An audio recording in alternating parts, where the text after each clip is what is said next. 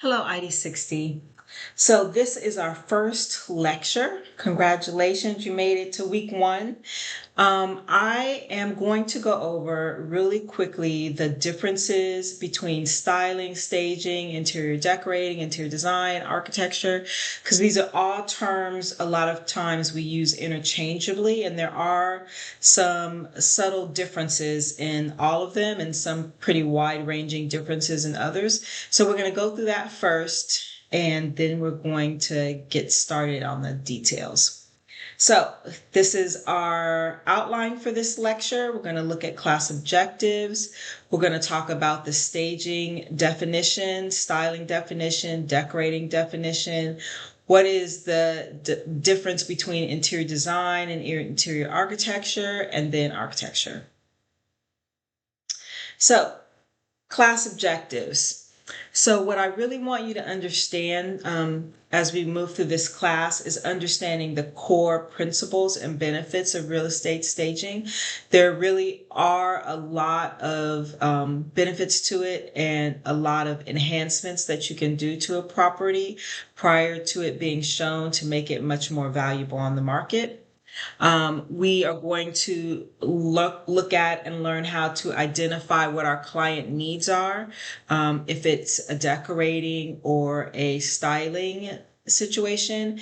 And then we're going to look at what our target buyer demographics are, if it's a real estate project, and then what does that mean for the interior space. And then we're also going to apply fundamental staging techniques to some spaces. So we should have some fun. So, what is the definition of staging? So, staging is the process of preparing a property for sale by enhancing its visual appeal to attract potential buyers. So, you're going to be placing furniture and accessories into a space.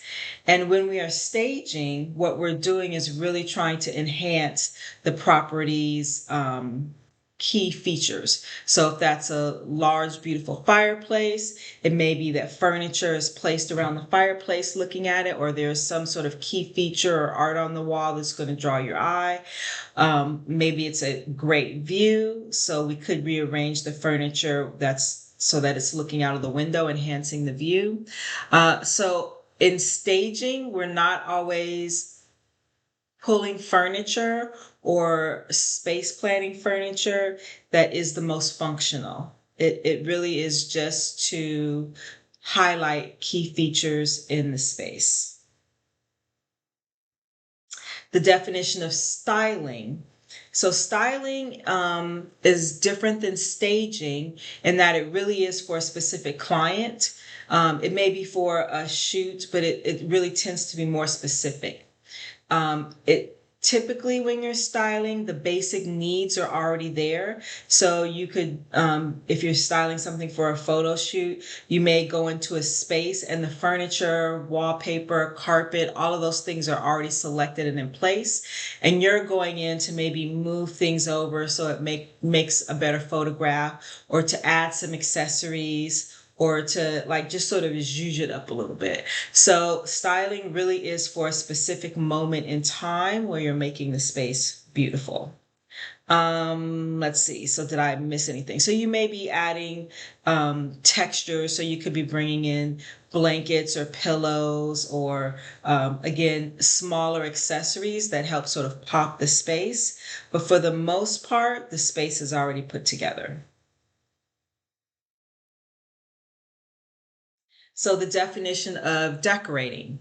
So decorating goes again a step further than styling, in that you may be working with a blank canvas. So your client doesn't have any furniture. Maybe they're wanting to paint the walls, get new window treatments, buy furniture, buy new appliances. So they're really sort of starting with a blank canvas. They're making it their own. So it's very personal. So you need to know who your client is. You meet with them often to make sure that you're giving them the product that you want, or that they want. So it really is a bigger scope of work. There tends not to be in decorating a lot of walls that are being removed or spaces that are changing. With decorating, you really do have this shell, and then you're just applying finishes to the shell. So aesthetics are the primary concern.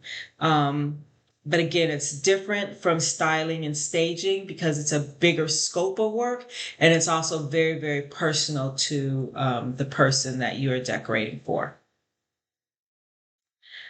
So the definition of interior design and interior architecture. So these two terms sort of run hand in hand. An interior decorator may not have any education in terms of going to school for interior design or decorating or even architecture. And it is possible. There are a lot of people that really just have this innate sense of what looks good in a space. So they make excellent stylers and even excellent decorators without any formal training. If you are looking to be an interior designer or an interior architect, you really do need the formal training because what we do is break down walls and redesign the space, how you move through a space, which means that you now need to understand plumbing, electrical, HVAC, how you're building your project, how you're detailing your project. So interior designers and interior architects really do need that formal training. So that's what our 2-year program is at Mount SAC that's for interior design. And a lot of our students actually even transfer on to get a 4-year degree for interior design, and some actually have even moved into architecture. So that's again a bigger difference is that now we're breaking down walls, so we need to understand structure. When we're doing commercial, you need to also understand codes and how maybe somebody in a wheelchair needs to have access to all the same space as somebody walking would, and how do you accommodate for the space that they need moving through the location. And then architecture. And so before I go through the official definition, I'll give you my personal definition. So you may find somebody that argues with me on this one, and that's fine. For me, interior design and interior architecture really deal with the envelope of the space, so the 4 walls of the exterior. And then we can sort of manipulate those interior walls to really suit our client's needs. So we deal very, very closely with the interior of the shell and the client. Whereas architecture, again, in my opinion, really deals with the shell of the building and the environment that it's in. So it really looks closely at the landscape and how the sun, wind, all of the elements, noise work with the exterior of the building. And again, in my opinion, interior architecture, interior design deal more closely with that interior shell and the people that use the building. So, and I think for the most part, that's what the definition says because I wrote it. And here's just a chart that you can use when we are, or when you're studying for the quiz, that sort of gives you a quick summary of all of these different categories that we're going to be looking at. Their focus, their purpose, their scope, who the end user is, and how long do those things last? Like, for example, architecture really is relatively permanent, right? Not always permanent. Interior design and decorating are really sort of long term, at least 5 years. We have clients in commercial that really want to turn over their space every 5 to 10 years. So they're constantly churning. Whereas styling and staging is pretty temporary, right? Because you're sort of going in for a specific thing and then you're pulling it out. So I do believe that is the end of our first lecture. So you will see in the module there are tabs, and all the modules will have all the tabs, but they won't always be full.